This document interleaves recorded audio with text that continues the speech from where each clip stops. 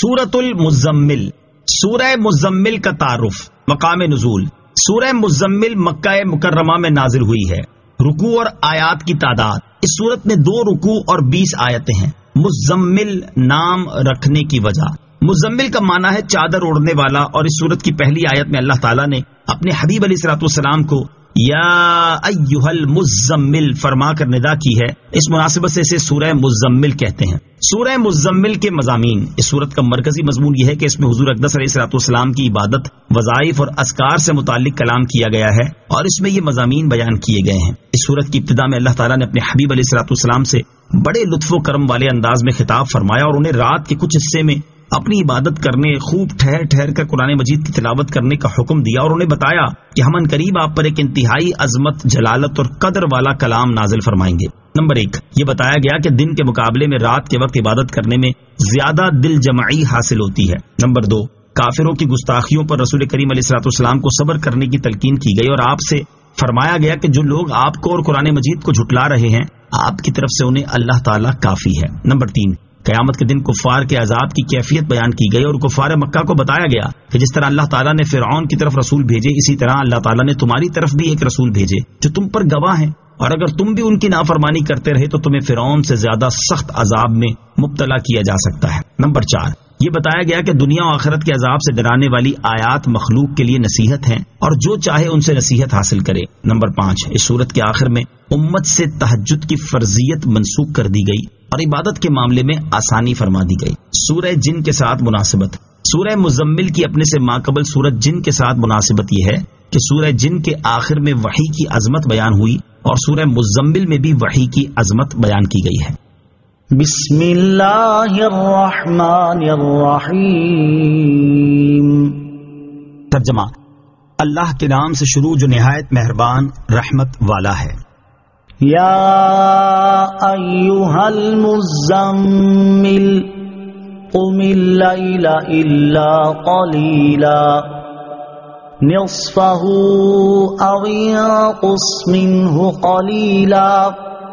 او زد علیہ ورتل القرآن ترتیلا۔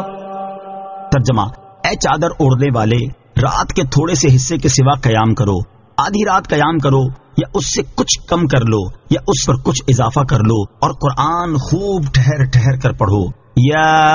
ایھا المزمل، اے چادر اوڑھنے والے۔ اس آیت کے شان نزول کے بارے میں قول یہ ہے کہ وحی نازل ہونے کے ابتدائی زمانے میں سید المرسلین صلی اللہ تعالی علیہ وسلم خوف سے اپنے کپڑوں میں لپٹ جاتے تھے۔ ایسی حالت میں حضرت جبرائیل علیہ الصلوۃ والسلام نے آپ علیہ الصلوۃ والسلام کو یا ایھا المزمل کہہ کر ندا کی۔ دوسرا قول یہ ہے کہ ایک مرتبہ تاجدار رسالت صلی اللہ تعالی علیہ وسلم چادر شریف میں لپٹے ہوئے آرام فرما رہے تھے، اس حالت میں آپ کو ندا کی گئی، یا ایھا المزمل۔ آیت یا ایھا المزمل سے حاصل ہونے والی معلومات، اس آیت سے 2 باتیں معلوم ہوئی۔ نمبر 1، قرآن پاک میں دیگر انبیاء کرام علیہ الصلوۃ والسلام کو ان کے نام شریف سے پکارا گیا، جبکہ سید المرسلین صلی اللہ تعالی علیہ وسلم کو ان کی صفات شریف سے ندا کی گئی ہے۔ نمبر 2، ندا کے اس انداز سے معلوم ہوا کہ اللہ تعالیٰ کے حبیب صلی اللہ تعالی علیہ وسلم کی ہر ادا پیاری ہے۔ قم اللیل الا قلیلا، رات کے تھوڑے سے حصے کے سوا قیام کرو۔ اس آیت اور اس کے بعد والی 2 آیات کا خلاصہ یہ ہے کہ اے چادر اوڑھنے والے، میرے پیارے حبیب صلی اللہ تعالی علیہ وسلم رات کے تھوڑے حصے میں آرام فرمائیں، اور باقی رات نماز اور عبادت کے ساتھ قیام میں گزاریے، اور وہ باقی آدھی رات ہو یا اس سے کچھ کم کر لو، یا اس پر کچھ اضافہ کر لو۔ یعنی آپ علیہ الصلوۃ والسلام کو اختیار دیا گیا ہے کہ عبادت خواہ آدھی رات تک کریں یا اس سے کم، یعنی تہائی رات تک کریں، یا اس سے زیادہ یعنی 2/3 رات تک کرتے رہیں۔ نبی کریم علیہ الصلوۃ والسلام اور آپ کے صحابہ کرام علیہم رضوان اسی مقدار کے مطابق رات کو قیام فرماتے، اور ان میں سے جو حضرات یہ بات نہیں جانتے تھے کہ تہائی رات یا آدھی رات یا 2/3 رات کب ہوتی ہے، تو وہ ساری رات قیام میں رہتے، اور اس اندیشے سے صبح تک نمازیں پڑھتے رہتے کہ کہیں قیام واجب مقدار سے کم نہ ہو جائے، یہاں تک کہ ان حضرات کے پاؤں سوج جاتے تھے۔ پھر تخفیف ہوئی، اور بعض مفسرین کے نزدیک 1 سال کے بعد اسی سورت کی آخری آیت کے اس حصے فَقْرَؤُوا مَا تَيَسَّرَ مِنْهُ سے یہ حکم منسوخ ہو گیا، اور بعض مفسرین کے نزدیک 5 نمازوں کی فرضیت سے یہ حکم منسوخ ہو گیا۔ یاد رہے کہ اس آیت میں قیام سے مراد تہجد کی نماز ہے۔ امت کے حق میں تہجد کی فرضیت منسوخ ہو چکی ہے۔ اب رہی یہ بات کہ تہجد کی فرضیت کس کے لیے منسوخ ہوئی، اس کے بارے میں علامہ علی بن محمد خازن رحمۃ اللہ تعالی فرماتے ہیں، اسلام کے ابتدائی دور میں سورہ مزمل کی ان آیات کی وجہ سے تاجدار رسالت صلی اللہ تعالی علیہ وسلم پر اور آپ کی امت پر تہجد کی نماز فرض تھی، پھر تخفیف کی گئی اور 5 نمازوں کی فرضیت سے امت کے حق میں تہجد کا وجوب منسوخ ہو گیا اور ان کے لیے تہجد کی نماز ادا کرنا مستحب ہو گیا، جبکہ رسول کریم صلی اللہ تعالی علیہ وسلم کے لیے اس کا وجوب باقی رہا۔ اس کی دلیل یہ آیت مبارکہ ہے، وَمِنَ اللَّيْلِ فَتَهَجَّدْ بِهِ نَافِلَةً لَكَ، ترجمہ، اور رات کے کچھ حصے میں تہجد پڑھو، یہ خاص تمہارے لیے زیادہ ہے، یعنی آپ پر اللہ تعالیٰ نے جو اور عبادات فرض کی ہیں ان کے ساتھ ساتھ مزید تہجد کی نماز پڑھنا بھی خاص آپ کے لیے فرض ہے۔ جمہور مفسرین اور فقہا کے نزدیک سید المرسلین صلی اللہ تعالی علیہ وسلم پر فرض نمازوں کے علاوہ نماز تہجد کی فرضیت بھی باقی رہی، جبکہ امت کے حق میں منسوخ ہوئی، اور دلائل کی روح سے بھی یہی صحیح ہے، جیسا کہ اعلیٰ حضرت امام احمد رضا خان رحمۃ اللہ تعالی فرماتے ہیں، قول جمہور مذہب مختار و منصور حضور پرنور علیہ الصلوۃ والسلام کے حق میں تہجد کی فرضیت کا ہے، اسی پر ظاہر قرآن عظیم شاہد اور اسی طرف حدیث مرفوع وارد، قال اللہ تعالی یا ایھا المزمل قم اللیل الا قلیلا، اللہ تعالیٰ کا فرمان ہے، اے چادر اڑنے والے رات کے تھوڑے سے حصے کے سوا قیام کرو۔ وقال تعالی ومن اللیل فتہجد بہ، اور ارشاد فرمایا اور رات کے کچھ حصے میں تہجد پڑھو۔ ان آیتوں میں خاص حضور اقدس صلی اللہ تعالی علیہ وسلم کو امر الہی ہے، اور امر الہی مفید وجوب، اور اللہ تعالیٰ کا نافلہ فرمانا اس وجوب کے منافی نہیں، کیونکہ نافلہ کا معنی ہے زائدہ۔ اب اس آیت کا معنی یہ ہوگا کہ آپ کے فرائض یا درجات میں یہ اضافہ ہے کہ آپ پر یہ لازم واجب ہے، کیونکہ فرائض سب سے بڑے درجے اور فضیلت پر فائز کرنے کا سبب بنتے ہیں، بلکہ اس کی تائید اللہ تعالیٰ کے اس ارشاد لکا سے ہو رہی ہے۔ امام ابن حمام فرماتے ہیں کہ بعض اوقات مجرور یعنی حرف کاف کے ساتھ مقید کرنا اسی بات کا فائدہ دیتا ہے، یعنی یہ فرائض میں آپ کے لیے اضافہ ہے، کیونکہ متعارف نوافل صرف آپ ہی کے لیے نہیں بلکہ اس میں آپ اور دیگر لوگ مشترک ہیں۔ اور مفتی شریف الحق امجدی رحمۃ اللہ تعالی اسی مسئلے کی تحقیق کرنے کے بعد فرماتے ہیں، صحیح یہ ہے کہ نماز تہجد حضور اقدس علیہ الصلوۃ والسلام پر نماز پنجگانہ کی فرضیت کے بعد بھی فرض رہی۔ اور مفتی نعیم الدین مراد آبادی رحمۃ اللہ تعالی فرماتے ہیں، نماز تہجد سید عالم صلی اللہ تعالی علیہ وسلم پر فرض تھی۔ جمہور کا یہی قول ہے، حضور انور علیہ الصلوۃ والسلام کی امت کے لیے یہ نماز سنت ہے، جبکہ بعض مفسرین کے نزدیک امت کی طرح نبی کریم علیہ الصلوۃ والسلام سے بھی تہجد کی فرضیت منسوخ ہو گئی تھی۔ او زد علیہ، یہ اس پر کچھ اضافہ کر لو۔ صدر الشریعہ مفتی امجد علی اعظمی رحمت اللہ تعالی فرماتے ہیں، جو شخص 2/3 رات سونا چاہے اور 1/3 عبادت کرنا چاہے تو اسے افضل یہ ہے کہ وہ رات کے پہلے اور آخری تہائی حصے میں سوئے اور درمیان کے تہائی حصے میں عبادت کرے، اور اگر آدھی رات میں سونا چاہتا ہے اور آدھی رات میں جاگنا چاہتا ہے تو بعد والی آدھی رات میں عبادت کرنا افضل ہے۔ کہ حضرت ابو ہریرہ رضی اللہ تعالی عنہ سے مروی ہے، حضور پرنور علیہ الصلوۃ والسلام نے ارشاد فرمایا کہ رب عز و جل ہر رات میں جب پچھلی تہائی باقی رہتی ہے آسمان دنیا پر خاص تجلی فرماتا ہے اور فرماتا ہے کوئی دعا کرنے والا کہ اس کی دعا قبول کروں، ہے کوئی مانگنے والا کہ اسے دوں، ہے کوئی مغفرت چاہنے والا کہ اس کی بخشش کر دوں۔ اور سب سے بڑھ کر تو حضرت داؤد علیہ الصلوۃ والسلام کے طریقے کے مطابق نماز ادا کرنا ہے، جیسا کہ حضرت عبداللہ بن عمر رضی اللہ تعالی عنہما سے روایت ہے، حضور اقدس صلی اللہ تعالی علیہ وسلم نے ارشاد فرمایا، سب نمازوں میں اللہ عز و جل کو زیادہ محبوب نماز داؤد ہے کہ وہ آدھی رات سوتے اور تہائی رات عبادت کرتے، پھر چھٹے حصے میں سوتے تھے۔ وَرَتِّلِ الْقُرْآنَ تَرْتِيلًا، اور قرآن خوب ٹھہر ٹھہر کر پڑھو۔ اس کا معنی یہ کہ اطمینان کے ساتھ اس طرح قرآن پڑھو کہ حروف جدا جدا رہیں، جن مقامات پر وقف کرنا ہے ان کا اور تمام حرکات اور مدات کی ادائیگی کا خاص خیال رہے۔ آیت کے آخر میں ترتیلا فرما کر اس بات کی تاکید کی جا رہی ہے کہ قرآن پاک کی تلاوت کرنے والے کے لیے ترتیل کے ساتھ تلاوت کرنا انتہائی ضروری ہے۔ حضرت عبداللہ بن عمر رضی اللہ تعالیٰ عنہما سے روایت ہے، نبی اکرم صلی اللہ تعالیٰ علیہ وسلم نے ارشاد فرمایا، قیامت کے دن قرآن پڑھنے والے سے کہا جائے گا پڑھتا جا اور ترقی کی منازل طے کرتا جا، اور اس طرح ٹھہر کر پڑھ جس طرح دنیا میں ٹھہر ٹھہر کر پڑھتا تھا، جہاں تو آخری آیت پڑھے گا اسی کے پاس تیری منزل ہے۔ قرآن پاک کی قراءت سے متعلق چند احکام۔ یہاں آیت کی مناسبت سے قرآن مجید کی قراءت سے متعلق 4 ضروری احکام سماعت فرمائیں۔ نمبر 1، تجوید قرآن پاک کی آیت، متواتر احادیث، صحابہ کرام، تابعین اور تمام ائمہ کرام کے مکمل اجماع کی وجہ سے حق اور واجب اور اللہ تعالیٰ کے دین اور شریعت کا علم ہے۔ اللہ تعالیٰ ارشاد فرماتا ہے وَرَتِّلِ الْقُرْآنَ تَرْتِیلًا، اسے مطلقاً ناحق بتانا کلمہ کفر ہے۔ نمبر 2، قرآن پاک کو اتنی تجوید سے پڑھنا فرض عین ہے جس سے حروف صحیح ادا ہوں اور غلط پڑھنے سے بچے۔ نمبر 3، جس سے حروف صحیح ادا نہیں ہوتے اس پر واجب ہے کہ حروف صحیح ادا کرنے کی رات دن پوری کوشش کرے، اور اگر نماز میں صحیح پڑھنے والے کی اقتدا کر سکتا ہو تو جہاں تک ممکن ہو اس کی اقتدا کرے، یا وہ آیتیں پڑھے جن کے حروف صحیح ادا کر سکتا ہو، اور یہ دونوں صورتیں ناممکن ہوں تو کوشش کے زمانے میں اس کی اپنی نماز ہو جائے گی، اور اگر کوشش بھی نہیں کرتا تو اس کی خود بھی نماز نہیں ہوگی، اور دوسرے کی اس کے پیچھے کیا ہوگی۔ آج کل عام لوگ اس میں مبتلا ہیں کہ غلط پڑھتے ہیں اور صحیح پڑھنے کی کوشش نہیں کرتے، ان کی اپنی نمازیں باطل ہیں۔ نمبر 4، فرضوں میں ٹھہر ٹھہر کر قرات کی جائے، تراویح میں متوسط انداز پر اور رات کے نوافل میں جلد پڑھنے کی اجازت ہے، لیکن ایسا پڑھے کہ سمجھ میں آ سکے، یعنی کم سے کم مد کا جو درجہ قاریوں نے رکھا ہے اس کو ادا کرے، ورنہ حرام ہے، اس لیے کہ ترتیل سے قرآن پڑھنے کا حکم ہے۔ آج کل کے اکثر حفاظ اس طرح پڑھتے ہیں کہ مد کا ادا ہونا تو بڑی بات ہے، یعلمون تعلمون کے سوا کسی لفظ کا پتہ بھی نہیں چلتا ہے، نہ حروف کی تصحیح ہوتی ہے بلکہ جلدی میں لفظ کے لفظ کھا جاتے ہیں، اور اس پر ایک دوسرے سے فخر ہوتا ہے کہ فلاں اس قدر جلد پڑھتا ہے، حالانکہ اس طرح قرآن مجید پڑھنا حرام اور سخت حرام ہے۔ ایک اور مقام پر صدر الشریعہ مفتی امجد علی اعظمی رحمۃ اللہ تعالی اپنے زمانے کے حفاظ کی حالت بیان کرتے ہوئے فرماتے ہیں افسوس صد افسوس کہ اس زمانے میں حفاظ کی حالت نہایت ناگفتہ بے ہے۔ اکثر تو ایسا پڑھتے ہیں کہ یعلمون تعلمون کے سوا کچھ پتہ نہیں چلتا، الفاظ و حروف کھا جایا کرتے ہیں۔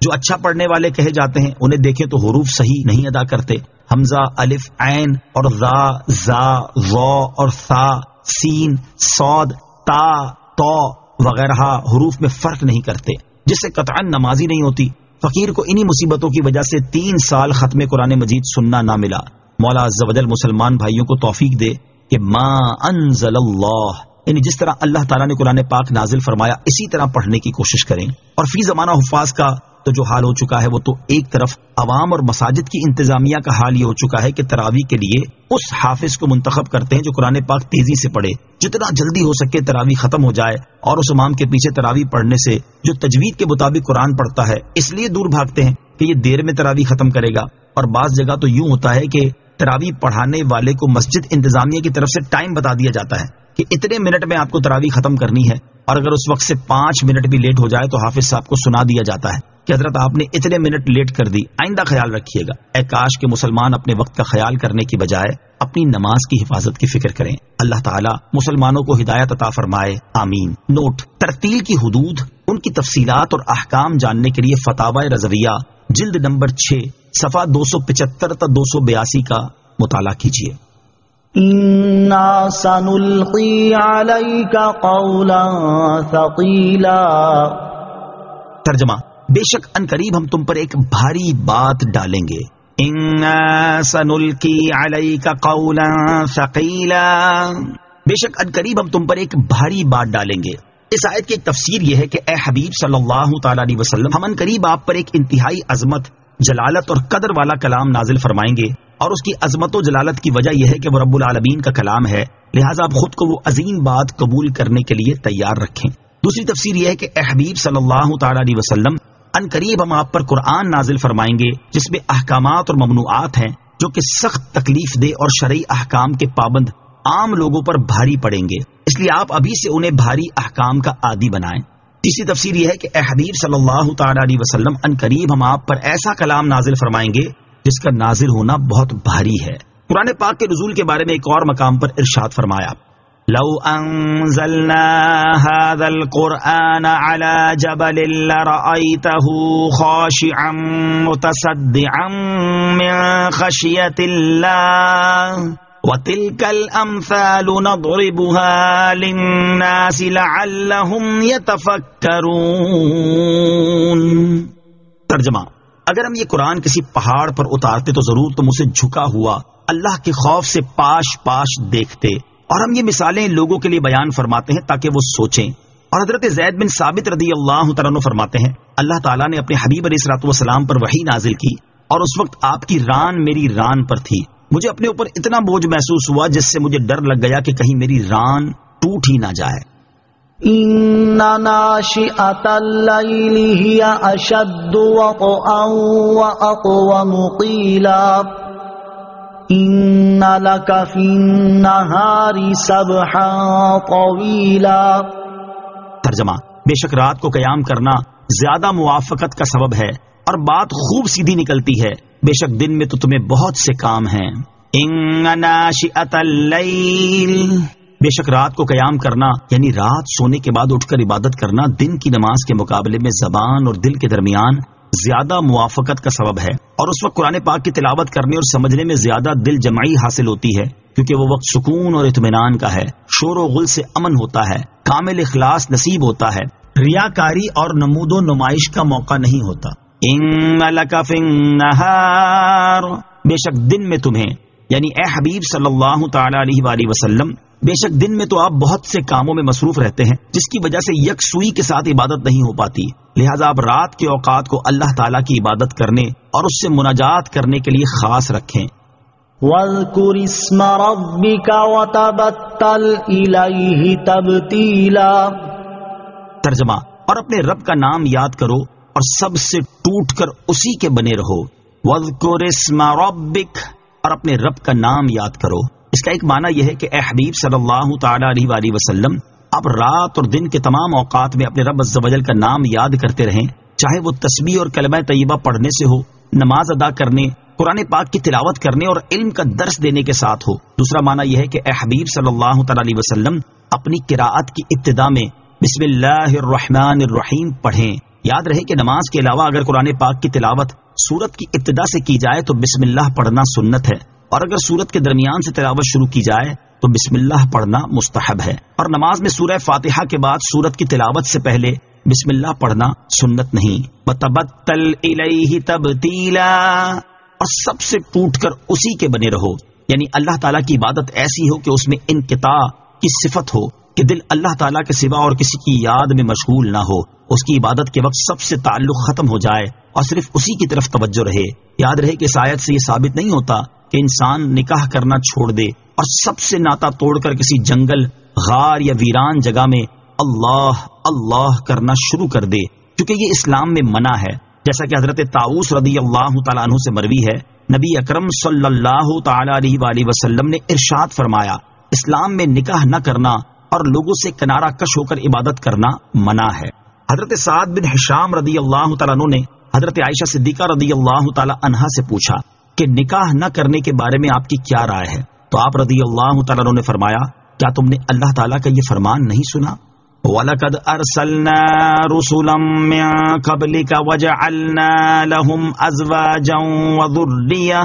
اور بے شک ہم نے تم سے پہلے رسول بھیجے اور ان کے لیے بیویاں اور بچے بنائے، لہذا تم نکاح کرنے سے کنارہ کشی نہ کرو۔ اور ایک روایت میں ہے حضرت عائشہ رضی اللہ تعالی عنہا نے فرمایا، اے شام، نکاح کرنے سے کنارہ کشی نہ کرو، کیونکہ اللہ تعالیٰ نے ارشاد فرمایا، لَقَدْ كَانَ لَكُمْ فِي رَسُولِ اللَّهِ أُسْوَةٌ حَسَنَةٌ۔ ترجمہ: بے شک تمہارے لیے اللہ کے رسول میں بہترین نمونہ موجود ہے، اور بے شک رسول اللہ صلی اللہ تعالی علیہ وسلم نے نکاح فرمایا اور ان کے ہاں اولاد بھی ہوئی۔ رب المشرق والمغرب لا الہ الا هو فاتخذہ وکیلا۔ ترجمہ: وہ مشرق اور مغرب کا رب ہے، اس کے سوا کوئی معبود نہیں، تو تم اسی کو اپنا کارساز بناؤ۔ رب المشرق والمغرب، وہ مشرق اور مغرب کا رب ہے، یعنی اللہ تعالیٰ مشرق و مغرب اور ان کے درمیان موجود تمام چیزوں کا رب اور ان کا خالق و مالک ہے، اس کے علاوہ اور کوئی معبود ہی نہیں، لہذا تم اپنے دینی اور دنیاوی تمام امور میں اسی کو اپنا کارساز بناؤ اور اپنے کام اسی کے سپرد کر دو اور اسی پر بھروسہ کرو۔ حقیقی کارساز صرف اللہ تعالیٰ ہے۔ یاد رہے کہ حقیقی کارساز صرف اللہ تعالیٰ ہے اور سب کو اسی پر بھروسہ کرنا چاہیے۔ البتہ اس کا یہ مطلب نہیں کہ انسان اسباب کو اختیار کرنا چھوڑ دے اور صرف اللہ تعالیٰ پر بھروسہ کر کے بیٹھ جائے، بلکہ ہر انسان کو چاہیے کہ وہ اسباب ضرور اختیار کرے، لیکن ان اسباب پر بھروسہ نہ کرے، بلکہ صرف اللہ تعالیٰ پر بھروسہ کرے، جیسے ہر ایک کو روزی دینا اللہ تعالیٰ نے اپنے ذمہ کرم پر لیا ہوا ہے۔ اب اس کا یہ مطلب نہیں کہ انسان سب کچھ چھوڑ کر اللہ تعالیٰ کی طرف سے روزی ملنے کی امید لگا کر گھر بیٹھ جائے اور رزق حاصل ہونے کے اسباب اختیار کرنا چھوڑ دے۔ اس طرح اگر وہ ساری عمر بھی بیٹھا رہے گا تو اسے ایک لقمہ بھی نہیں ملے گا۔ واصبر على ما يقولون واهجرهم هجرا جميلا۔ ترجمہ، اور کافروں کی باتوں پر صبر کرو اور انہیں اچھی طرح چھوڑ دو۔ واصبر على ما يقولون، اور کافروں کی باتوں پر صبر کرو، یعنی اے حبیب صلی اللہ تعالی علیہ وسلم، کفار قریش اللہ تعالیٰ کے بارے میں شریک، بیوی اور اولاد بتا کر خرافات بکتے ہیں اور آپ کو جادوگر، شاعر، کاہن اور مجنون کہہ کر آپ کی شان میں گستاخیاں کرتے ہیں، اور قرآن کو سابقہ لوگوں کی کہانیاں بتا کر اس کے بارے میں نازبہ کلمات کہتے ہیں۔ آپ کافروں کی ان باتوں پر صبر فرمائیں اور انہیں بدنی، زبانی، قلبی ہر اعتبار سے چھوڑ دیں اور ان کا معاملہ ان کے رب عز و جل کے سپرد کر دیں۔ وَذَرْنِي وَالْمُكَذِّبِينَ أُولِي النَّعْمَةِ وَمَهِّلْهُمْ قَلِيلًا۔ ترجمہ، اور ان جھٹلانے والے مالداروں کو مجھ پر چھوڑو اور انہیں تھوڑی مہلت دو۔ وَذَرْنِي وَالْمُكَذِّبِينَ أُولِي النَّعْمَةِ، اور ان جھٹلانے والے مالداروں کو مجھ پر چھوڑو، یعنی اے حبیب صلی اللہ تعالی علیہ وسلم، آپ کو اور قرآن کو جھٹلانے والے ان مالداروں کو مجھ پر چھوڑ دیں، میں آپ کی طرف سے انہیں کافی ہوں، اور انہیں بدر کے دن تک تھوڑی مہلت دیں۔ چنانچہ کچھ ہی مدت کے بعد یہ لوگ بدر کی جنگ میں قتل کر دیے گئے۔ بعض مفسرین کے نزدیک یہاں تھوڑی مہلت دینے سے مراد قیامت کے دن تک مہلت دینا ہے۔ إن لدينا أنكالا وجحيما وطعاما ذا غصة وعذابا أليما يوم ترجف الأرض والجبال وكانت الجبال كثيبا مهيلا۔ ترجمہ، بے شک ہمارے پاس بھاری بیڑیاں اور بھڑکتی آگ ہے اور گلے میں پھنسنے والا کھانا اور دردناک عذاب ہے، جس دن زمین اور پہاڑ تھر تھرائیں گے اور پہاڑ ریت کا بہتا ہوا ٹیلا ہو جائیں گے۔ ان لدینا انکالا، بے شک ہمارے پاس بھاری بیڑیاں ہیں۔ اس آیت اور اس کے بعد والی آیت میں کفار کے عذاب کا وصف بیان کرتے ہوئے فرمایا کہ جنہوں نے نبی کریم صلی اللہ تعالی علیہ وآلہ وسلم کو جھٹلایا، ان کے لیے ہمارے پاس آخرت میں لوہے کی بھاری بیڑیاں ہیں جو کہ ذلیل کرنے اور عذاب دینے کے لیے ان کے پاؤں میں ڈالی جائیں گی، اور بھڑکتی آگ ہے جس پہ انہیں جلایا جائے گا، اور گلے میں پھنسنے والا کھانا ہے جو نہ حلق سے نیچے اترے گا اور نہ حلق سے باہر آ سکے گا، اور ان چیزوں کے علاوہ ان کے لیے ایسا دردناک عذاب ہے جس کی حقیقت کوئی نہیں جان سکتا۔ کفار کے لیے تیار کیے گئے عذابات پڑھ کر مسلمانوں کو کیا کرنا چاہیے؟ قیامت کے دن کفار کے لیے تیار کیے گئے عذاب کے بارے میں پڑھ یا سن کر ہر مسلمان کو چاہیے کہ وہ اپنے دل میں اللہ تعالیٰ کا خوف پیدا کرے۔ یہی ہمارے اسلاف کا طریقہ رہا ہے۔ چنانچہ حضرت عبداللہ بن عمر رضی اللہ تعالیٰ عنہ فرماتے ہیں، حضور اقدس صلی اللہ تعالیٰ علیہ وسلم نے کسی قاری سے یہ آیت سنی، ان لدینا انکالا وجحیما، تو اللہ تعالیٰ کے خوف سے آپ صلی اللہ تعالیٰ علیہ وسلم پر غشی طاری ہو گئی۔ مروی ہے کہ حضرت حسن بصری رضی اللہ تعالیٰ عنہ روزے کی حالت میں تھے۔ شام کے وقت جب ان کے سامنے کھانا حاضر کیا گیا تو انہیں یہی آیت یاد آ گئی، اور اللہ کے خوف سے انہوں نے کہا کھانا اٹھا لو۔ دوسری رات کھانا پیش کیا گیا تو پھر یہی آیت یاد آ گئی، آپ نے فرمایا کھانا اٹھا لو۔ تیسری رات بھی اسی طرح ہوا تو حضرت ثابت بنانی رحمۃ اللہ تعالی علیہ اور چند دیگر بزرگوں کو اس بات کی خبر دی گئی، وہ تشریف لائے اور مسلسل حضرت حسن بصری رضی اللہ تعالی عنہ کو کھانے کا کہتے رہے، یہاں تک کہ آپ نے ستو کا صرف ایک گھونٹ پیا۔ یوم ترجف الارض والجبال، جس دن زمین اور پہاڑ تھر تھرائیں گے۔ ارشاد فرمایا کہ جس دن زمین اور پہاڑ اللہ تعالیٰ کی ہیبت اور جلال سے تھر تھرائیں گے، اور پہاڑ اپنی سختی اور بلندی کے باوجود تھر تھرانے کی شدت کی وجہ سے ریت کا بہتا ہوا ٹیلا ہو جائیں گے، وہ قیامت کا دن ہوگا۔ انا ارسلنا الیکم رسولا شاہدا علیکم کما ارسلنا الی فرعون رسولا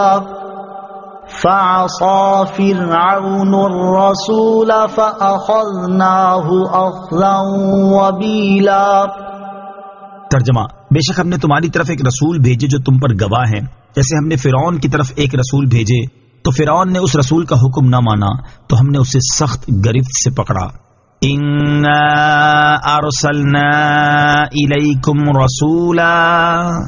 بے شک ہم نے تمہاری طرف ایک رسول بھیجے۔ اس آیت اور اس کے بعد والی آیت میں اللہ تعالیٰ نے کفار مکہ کو دنیا کے ہولناک عذاب سے ڈراتے ہوئے ارشاد فرمایا کہ اے اہل مکہ، بے شک ہم نے اسی طرح محمد مصطفیٰ صلی اللہ تعالی علیہ وسلم کو تمہاری طرف رسول بنا کر بھیجا جو کہ مومن کے ایمان اور کافر کے کفر کو جانتے ہیں، جس طرح ہم نے حضرت موسیٰ علیہ السلام کو فرعون کی طرف رسول بنا کر بھیجا، اور جب فرعون نے حضرت موسیٰ علیہ السلام کی رسالت کا انکار کر کے اور ان پر ایمان نہ لا کر ان کا حکم نہ مانا تو ہم نے اس کی نافرمانی کی وجہ سے دریا میں ڈبو کر اسے سخت گرفت سے پکڑا۔ لہذا تم بھی اس بات سے ڈرو کہ کہیں میرے حبیب صلی اللہ تعالی علیہ وسلم کو جھٹلانے کی وجہ سے تم پر بھی فرعون کی طرح دنیا میں عذاب نہ آ جائے، اور اگر نافرمانی کی وجہ سے دنیا میں تم پر عذاب آ گیا تو وہ فرعون کے عذاب سے زیادہ سخت ہوگا، کیونکہ تمہارے پاس جو رسول تشریف لائے ہیں وہ رتبے میں حضرت موسیٰ علیہ السلام سے بڑے ہیں۔ فَكَيْفَ تَتَّقُونَ إِن كَفَرْتُمْ يَوْمًا يَجْعَلُ الْوِلْدَانَ شِيبًا السَّمَاءُ مُنفَطِرٌ بِهِ كَانَ وَعْدُهُ مَفْعُولًا إِنَّ هَذِهِ تَذْكِرَةٌ فَمَن شَاءَ اتَّخَذَ إِلَى رَبِّهِ سَبِيلًا۔ ترجمہ، پھر اگر تم کفر کرو تو اس دن کیسے بچو گے جو بچوں کو بوڑھا کر دے گا، آسمان اس کی وجہ سے پھٹ جائے گا، اللہ کا وعدہ ہو کر رہنا ہے۔ بے شک یہ ایک نصیحت ہے تو جو چاہے اپنے رب کی طرف راستہ اختیار کرے۔ فَكَيْفَ تَتَّقُونَ إِن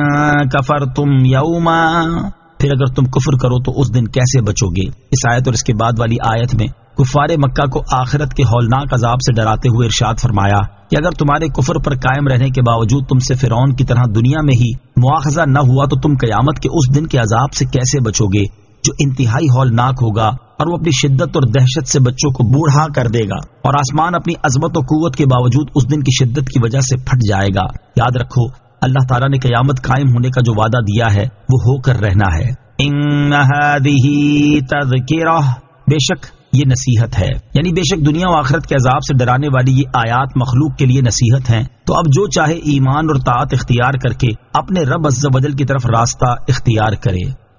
ان ربك يعلم انك تقوم ادنى من ثلثي الليل ونصفه وثلثه وطائفة من الذين معك والله يقدر الليل والنهار علم أن لن تحصوه فتاب عليكم فاقرؤوا ما تيسر من القرآن علم أن سيكون منكم مرضى وآخرون يضربون في الأرض يبتغون من فضل الله وآخرون يقاتلون في سبيل الله فاقرؤوا ما تيسر منه وأقيموا الصلاة وآتوا الزكاة وأقرضوا الله قرضا حسنا وما تقدموا لأنفسكم من خير تجدوه عند الله هو خيرا وأعظم أجرا واستغفروا الله إن الله غفور رحيم۔ ترجمہ، بے شک تمہارا رب جانتا ہے کہ تم اور تمہارے ساتھیوں میں سے ایک جماعت کبھی 2/3 رات کے قریب قیام کرتی ہے اور کبھی آدھی رات اور کبھی 1/3 رات، اور اللہ رات اور دن کا اندازہ فرماتا ہے۔ اسے معلوم ہے کہ مسلمانوں تم ساری رات قیام نہیں کر سکو گے، تو اس نے اپنی مہربانی سے تم پر رجوع فرمایا اب قرآن میں سے جتنا آسان ہو اتنا پڑھو۔ اسے معلوم ہے کہ ان قریب تم میں سے کچھ لوگ بیمار ہوں گے اور کچھ زمین میں اللہ کا فضل تلاش کرنے کے لیے سفر کریں گے اور کچھ اللہ کی راہ میں لڑتے ہوں گے، تو جتنا قرآن آسان ہو پڑھو اور نماز قائم رکھو اور زکات دو اور اللہ کو اچھا قرض دو اور اپنے لیے جو بھلائی تم آگے بھیجو گے اسے اللہ کے پاس بہتر اور بڑے ثواب کی پاؤ گے، اور اللہ سے بخشش مانگو، بے شک اللہ بہت بخشنے والا بڑا مہربان ہے۔ ان ربک یعلم، بے شک تمہارا رب جانتا ہے۔ اس سورت کی ابتدائی آیات میں نبی کریم صلی اللہ تعالی علیہ وآلہ وسلم اور صحابہ کرام رضی اللہ تعالی عنہم پر تہجد کی فرضیت کا بیان ہوا، اور اس آیت میں امت سے تہجد کی فرضیت منسوخ ہونے کا بیان ہے۔ چنانچہ اس آیت کا خلاصہ یہ ہے کہ اے حبیب صلی اللہ تعالی علیہ وآلہ وسلم،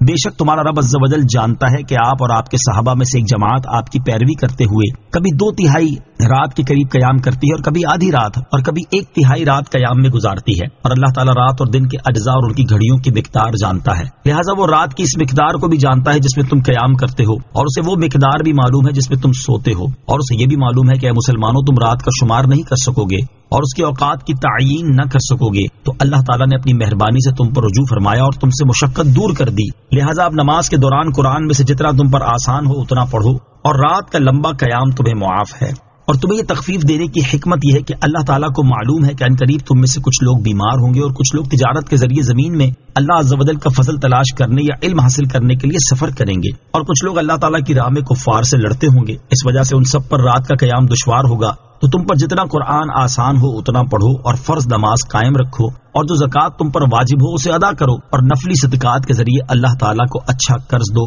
اور اپنے لیے جو بلائی تم آگے بھیجو گے اسے اللہ تعالیٰ کے پاس بہتر اور بڑے ثواب کی پاؤ گے، اور اللہ عز و جل سے اپنے گناہوں کی بخشش مانگو، بے شک اللہ تعالیٰ تمام گناہ بخشنے والا اور مہربان ہے۔ فَقْرَؤُوا مَا تَيَسَّرَ مِنَ الْقُرْآنِ، اب قرآن میں سے جتنا آسان ہو اتنا پڑھو۔ یہاں 3 باتیں یاد رکھیں۔ نمبر 1، اس آیت سے نماز میں مطلقاً قراءت کی فرضیت ثابت ہوئی۔ نمبر 2، فرض قراءت کا سب سے کم درجہ ایک بڑی آیت یا 3 ایسی چھوٹی آیتیں ہیں جو بڑی آیت کے برابر ہوں۔ نمبر 3، اس آیت سے رات میں قیام کی مقدار منسوخ ہوئی۔ پھر ایک قول کے مطابق 5 نمازوں کی فرضیت سے امت کے حق میں تہجد کا اصل وجوب بھی منسوخ ہو گیا۔ وَأَقْرِضُوا اللَّهَ قَرْضًا حَسَنًا، اور اللہ کو اچھا قرض دو۔ حضرت عبداللہ ابن عباس رضی اللہ تعالی عنہما فرماتے ہیں کہ اس قرض سے مراد زکوٰۃ کے علاوہ راہ خدا میں خرچ کرنا ہے، جیسے رشتہ داروں سے صلہ رحمی کرنے میں اور مہمان نوازی کرنے میں خرچ کرنا۔ بعض مفسرین نے کہا ہے کہ اس سے وہ تمام صدقات مراد ہیں جنہیں اچھی طرح حلال مال سے اور خوش دلی کے ساتھ راہ خدا میں خرچ کیا جائے۔ آمنت باللہ صدق اللہ العظیم۔